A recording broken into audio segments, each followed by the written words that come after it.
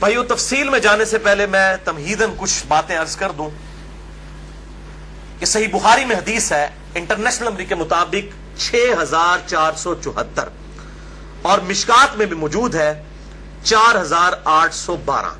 بخاری میں 6474, مشکات میں 4812. بڑی مشہور حدیث ہے کہ امام کائنات سید الاولین والآخرین شفیع المذنبین رحمت للعالمین سیدنا و مولانا امام اعظم محمد رسول اللہ صلی اللہ علیہ وآلہ وسلم نے ارشاد فرمایا، جو شخص مجھے 2 چیزوں کی گارنٹی دے دے، ضمانت دے دے، نمبر 1 اپنی زبان کی اور نمبر 2 اپنی شرمگاہ کی، تو میں محمد صلی اللہ علیہ وسلم اسے جنت کی ضمانت دیتا ہوں.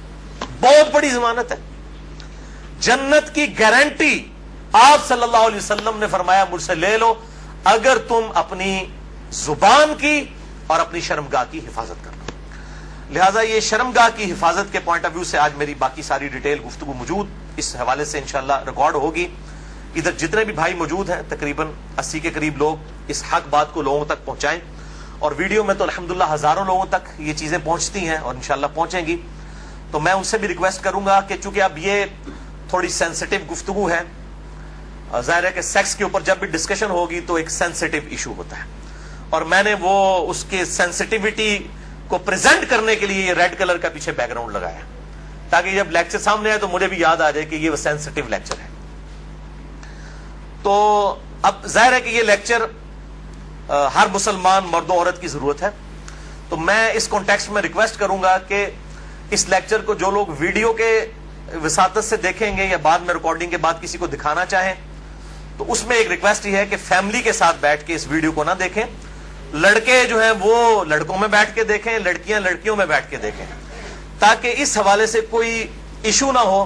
بعض اوقات ایسے الفاظ ظاہر ہے وہ مطلب آئیں گے، وہ الفاظ میرے کوئی ذاتی تو نہیں ہے، وہ تو on the behalf of God and his prophet صلی اللہ علیہ وسلم ہم بیان کر رہے ہیں. وہ ساری چیزیں اللہ اور اس کے رسول صلی اللہ علیہ وسلم نے بیان کی ہیں، تو ان کو بیان کرنے میں کوئی حرج نہیں ہے. اور آج آپ کو احادیث کی سینسٹیوٹی سے اندازہ ہوگا کہ یہ کتنا اہم ترین مسئلہ ہے، اور خصوصاً آج کل جبکہ سوشل میڈیا کا فتنہ مسلمانوں کو اپنی لپیٹ میں لے چکا ہے، جو کہ اونلی پریکٹسنگ ریلیجن ہے آن دا فیس آف ارتھ اسلام، ان کو بھی اب اس اعتبار سے مسلمانوں کو بھی اس بے حیائی کے فتنے میں ڈالا جا رہا ہے. تو آج کل تو لوگوں کے پاس کتابیں پڑھنے کا ٹائم نہیں ہے، علماء کی تقریروں کا ٹائم نہیں ہے، ویسے بھی وہ اس قسم کی باتیں بچارے پبلک کے ڈر سے کرتے بھی نہیں ہیں. تو بہرحال یہ چیزیں ریکارڈنگ میں آئے گی تو انشاءاللہ ہزاروں لاکھوں لوگوں کے لیے ہدایت کا سبب انشاءاللہ بنے گی. ہم اللہ تعالیٰ سے دعا کرتے ہیں کہ اللہ تعالیٰ حق بات کہنے کی اور اس پہ عمل کرنے کی توفیق عطا فرمائے.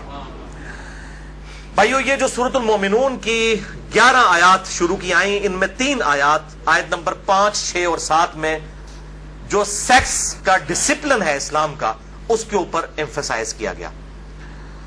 اعوذ باللہ من الشیطان الرجیم والذین هم لفروجہم حافظون.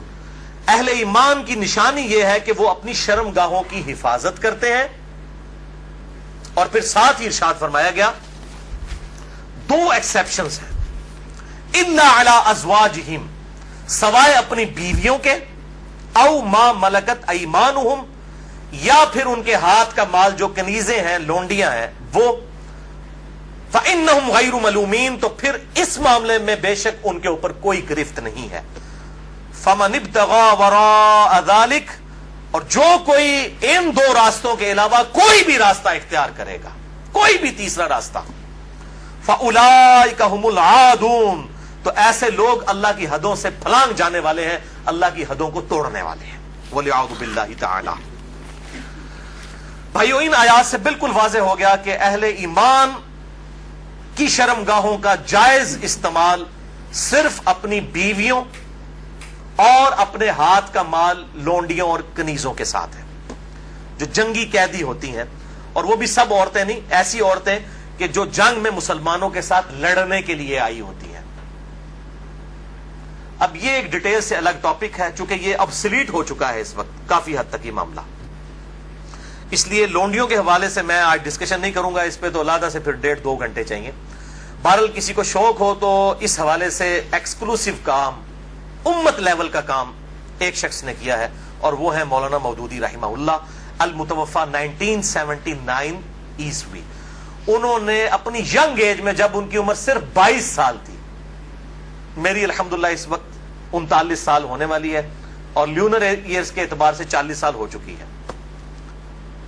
22 سال جس وقت ان کی عمر تھی انہوں نے کتاب لکھی الجہاد فی الاسلام, جس پہ تقریر ڈاکٹر اقبال نے لگائی تھی, اور انہوں نے کہا کہ یہ شخص مستقبل میں مسلمانوں کو لیڈ کرے گا, اور واقعی لیڈ کیا. تو الجہاد فی الاسلام میں انہوں نے جو لونڈیوں کا کانسیپٹ ہے, اور اس حوالے سے پوری دنیا میں فتنہ ہمیشہ اٹھایا جاتا ہے. آج کل کچھ ویڈیوز بھی آئی ہیں, مجھے بھی کافی لوگوں نے بھیجی. ایک وہ غیر مسلم ہے, اس وقت مرتد ہو چکا ہے, مسلمان تھا 16 سال تک وہ مسلمان رہا, اس کے بعد وہ ارتداد کا شکار ہوا اور اس نے مسئلہ ہی یہ لونڈیوں والا اٹھایا ہے. حالانکہ وہ بالکل آؤٹ آف کانٹیکسٹ, کچھ چیزیں کچھ اور ہیں, ان کو بگاڑ کے پیش کیا جاتا ہے. بہرحال الجہاد فی الاسلام پڑھیں مولانا مودودی کی کتاب. اس حوالے سے جو ایران کے اہل تشیع نے فتنہ اٹھایا ہے نکاح متع کا, یا سعودی عرب کے اہل سنت علماء کی طرف سے, اہل حدیث کی طرف سے, یہ میں سعودیہ کے اہل حدیث کی بات کر رہا ہوں, باقیوں انڈیا پاکستان بنگلہ دیش کے اہل حدیث کی بات نہیں کر رہا, انہوں نے نکاح مسیار کے نام سے, آپ نام ہی دیکھیں نکاح مسیار, آسانی والا نکاح. نکاح متع, متع کہتے ہیں نفع اٹھانے والا, تو بالکل انہوں نے بس نام چینج کیا. بلکہ اگر مجھ سے پوچھیں تو نکاح مسیار جو ہے وہ نکاح متع سے بھی بدتر ہے. نکاح متع کے اندر تو نکاح کرتے وقت طے کیا جاتا ہے کہ میں تم سے 3 دن کے لیے یا 3 مہینے کے لیے نکاح کر رہا ہوں. نکاح مسیار میں مفتی اعظم سعودی عرب جو 66 سال تک رہے, ابن باز رحمہ اللہ, اللہ تعالیٰ ان کی غلطیاں معاف کرے کہ جو اتنا بڑا بلنڈر وہ کر کے گئے, انہوں نے یہ فتویٰ دیا کہ جو سعودیہ کے بچے پڑھنے کے لیے فارن ملکوں میں گئے ہیں تو وہاں جا کے عورتوں کے ساتھ شادیاں کر لیں, لیکن ان کو بتائیں نا کہ کتنے عرصے کے لیے رکھنا ہے, بس یہ کریں کہ جتنے عرصے کے لیے تعلیم ہے اپنے ذہن میں سوچ لیں کہ ان کے بعد طلاق دے دیں گے. حالانکہ نکاح کا مقصد تو خاندانی ایک نظام کو وجود بخشنا ہے, نہ کہ شہوت کی تسکین ہے. اس کو تو بڑا کنڈیم کیا گیا اسلام کے اندر.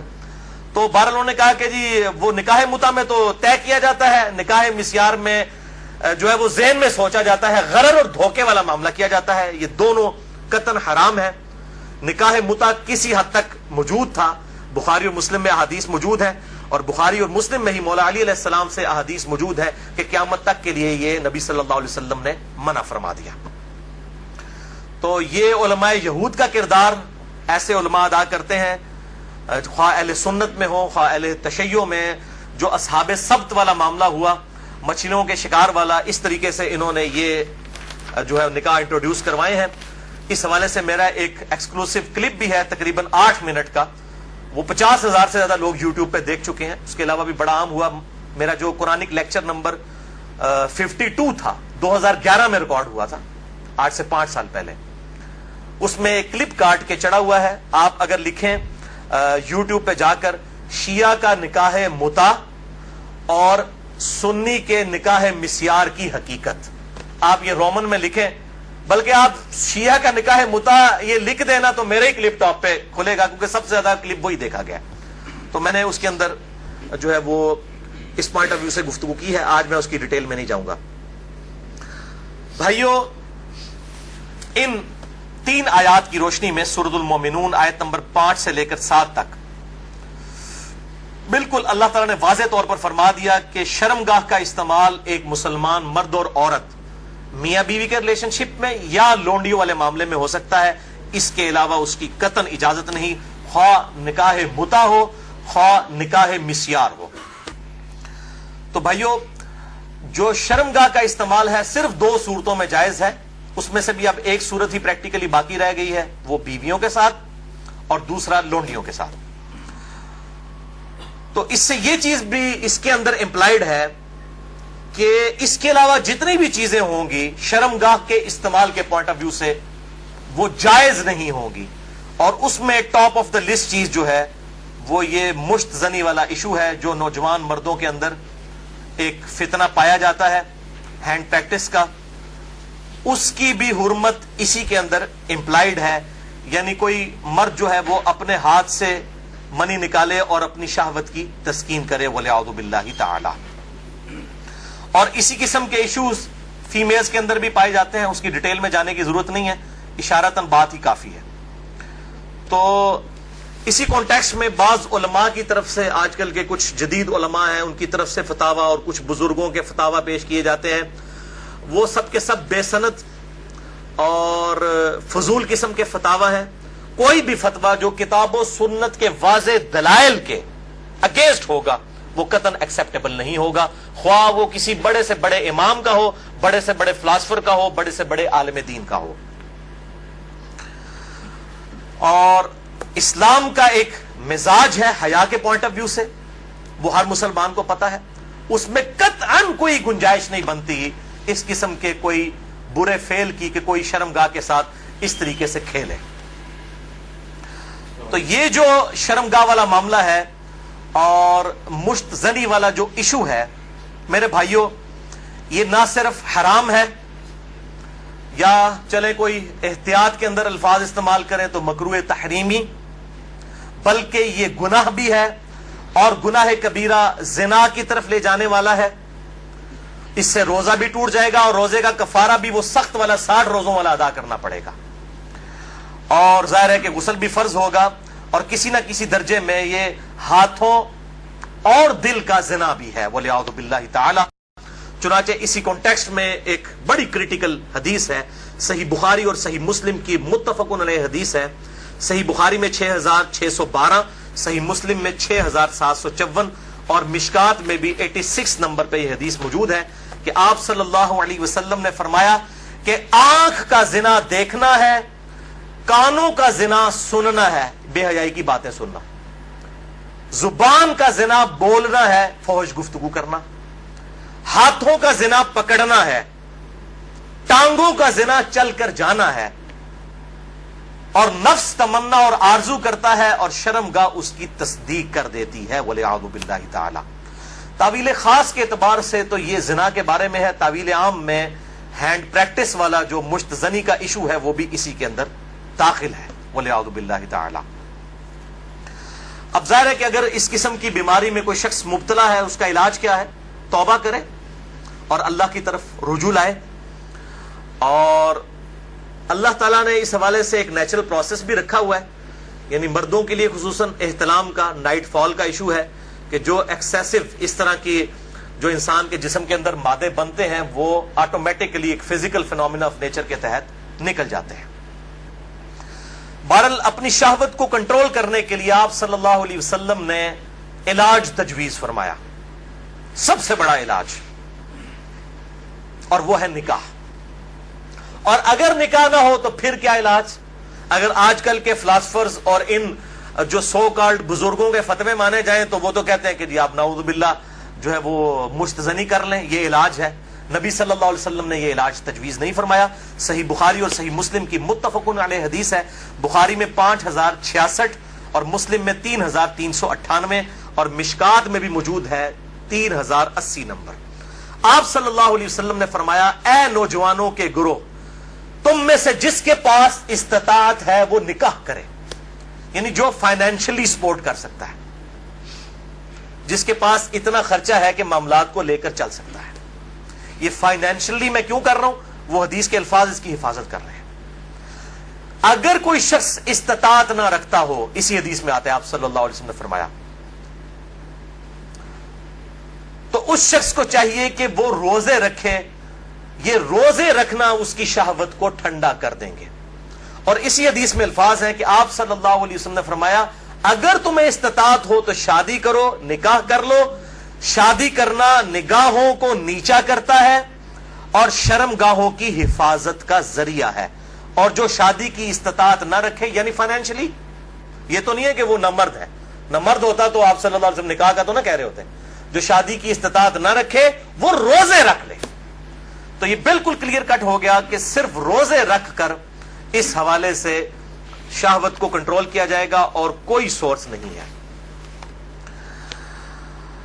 اور بھائیو، سوشل میڈیا کے اعتبار سے جو آج کل فتنہ اٹھا ہے، یعنی کمیونیکیشن گیپ ختم ہو چکا ہے. فیس بک، یوٹیوب کے ذریعے، یعنی پہلے زمانوں کے اندر تو اگر کوئی لڑکی لڑکا آپس میں کسی اعتبار سے رابطہ بھی کرنا چاہتے تھے تو کوئی رابطے موجود نہیں ہوتے تھے. لیکن سوشل میڈیا اتنا بڑا فتنہ ہے کہ کوئی غیر محرم مرد و عورت آپس میں رابطہ کر سکتے ہیں. اور میں اس پہ کہتا ہوں یہ اتنا بڑا فتنہ ہے کہ اس فتنے سے صحابہ کرام علیہم رضوان کو بھی نہیں گزرنا پڑا. ان پر قتال کی شکل کا فتنہ آیا. یہ فتنہ پنجابی والا نہیں ہے, یہ عربی والا ہے, آزمائش. لیکن بے حیائی کا جو طوفان بدتمیزی ہے, بلکہ صحیح سونامی جو ہے, اس کا عشر عشیر بھی صحابہ کے دور میں نہیں تھا. کیا اس دور کے اندر صحابہ باہر نکلتے ہوں گے تو 20 فٹ بائی 50 فٹ کی موبائل کمپنیوں کے اشتہارات لگے ہوتے تھے بے پردہ عورتوں کے؟ اور یہ سوشل میڈیا اور ٹی وی, اس کے جہاں پہ پازیٹیو یوز ہے, یہ نیگیٹو یوز والا جو معاملہ اس زمانے میں تو نہیں تھا. تو اس اعتبار سے غض بصر بہت ضروری ہے نگاہوں کی حفاظت کرنا. تو آپ صلی اللہ علیہ وسلم نے غض بصر کے لیے, نگاہوں کی حفاظت کے لیے, شہوت کو کنٹرول کرنے کے لیے نکاح تجویز فرمایا یا پھر روزے. اور میں ایک اور علاج تجویز کر دیتا ہوں اس حوالے سے, پھکی والا علاج اجتہادن. کیونکہ مجھے اکثر لوگ پوچھتے ہیں, کہتے ہیں جی روزے تو رکھے نہیں جاتے, جی مشکل ہے, گرمی اتنی ہے, وہ اسی لیے تو بتائے گئے ہیں. تو میں ان کو پھر ایک علاج تجویز کرتا ہوں, اینٹی وینم. کوبرا سانپ کاٹ دے تو اس کے وینم کا علاج اینٹی وینم سے ہوتا ہے, جو کوبرے کے زہر سے تیار ہوتا ہے. پھکی والا الزامی فلسفیکل آنسر. میں کہتا ہوں میرے بھائی مجھے کئی بار فون کرتے ہیں تو پھر میں ان کے ساتھ سیدھا ہو جاتا ہوں. پہلے تو ایک دم ان کے ہوش اڑ جاتے ہیں کہ یہ کیا کہہ رہا ہے, کہ جی بڑی کوشش کی ہے لیکن یہ بری عادت چھوٹتی نہیں ہے. میں کہتا ہوں جی بہت آسان طریقہ ہے میرے بھائی, روزانہ آپ نے 1 منٹ کے لیے صرف موم بتی کے اوپر نا, اس کے شعلے کے اوپر آپ نے ہاتھ ایسے رکھنا ہے 1 منٹ کے لیے. تو میں نے کہا انشاءاللہ آپ کی عادت چھوٹ جائے گی. کہتے ہیں جی 1 منٹ کون رکھ سکتا ہے؟ تو میں نے کہا میرے بھائی 1 منٹ آپ اس کی پریکٹس نہیں کر رہے تو آپ نے تو انشاءاللہ تعالی اس گناہ کی وجہ سے جلنا ہے جا کے دوزخ میں. تو آج سے پریکٹس شروع کریں. اور بخاری و مسلم کی حدیث ہے کہ جو آخرت کی آگ ہے وہ دنیا کی آگ سے 70 گنا زیادہ تیز ہے. اس میں تو تلا جائے گا. یہاں تو ہم صرف آپ کو مشورہ دے رہے ہیں کہ آپ موم بتی کے فلیم کے اوپر صرف ہاتھ رکھ کے 1 منٹ کی پریکٹس تو شروع کریں نا. تو کہتے ہیں نا جناب آگے دیکھی جائے گی جا کے. تو اللہم اجرنا من النار. تو یہ پریکٹس کرنی شروع کریں تو انشاءاللہ تعالی خود بخود صبر نصیب ہو جائے گا. اسی حوالے سے غض بصر جو ہے, نگاہوں کو نیچا کرنا, اور پردے کے حوالے سے میری ایکسکلوسیو گفتگو ہے.